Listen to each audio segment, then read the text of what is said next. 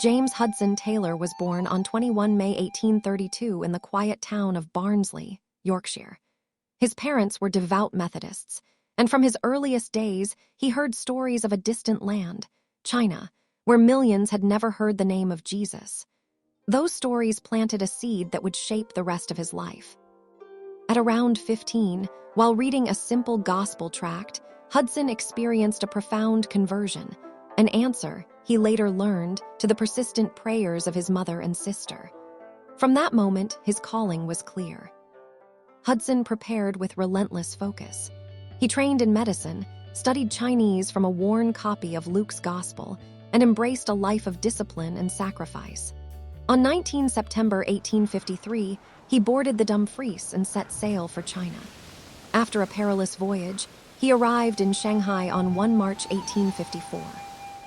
After arriving to China, Hudson Taylor plunged into language learning, medical work, and evangelism, choosing to travel inland when most missionaries stayed safely near the coast.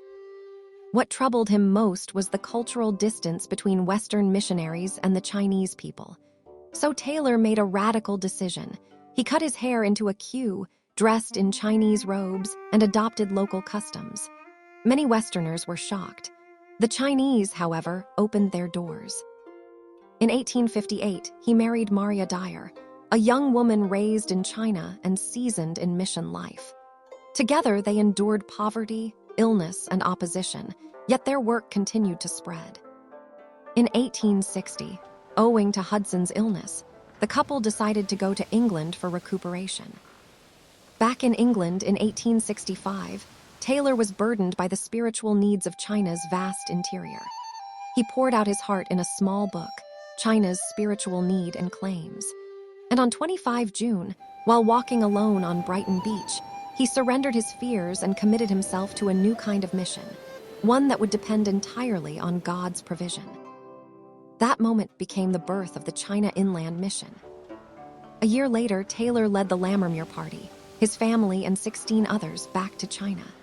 CIM broke the mold. No guaranteed salaries, no appeals for funds, cultural adaptation, openness to single women and lay workers, and a focus on the unreached inland provinces. It was a mission built on faith, courage, and trust. But the path was costly.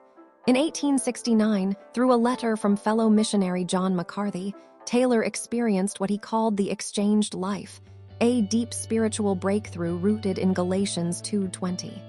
"I have ceased to struggle," he wrote, "abiding, not striving." That abiding would carry him through heartbreak. Maria died in 1870. Several of their children had already been lost.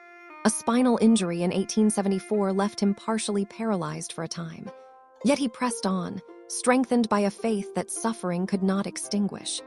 In 1871, he married Jenny Faulding, who became a steadfast partner in the mission. Under Hudson Taylor's leadership, the China Inland Mission grew rapidly. The arrival of the Cambridge 7 in 1885 drew global attention.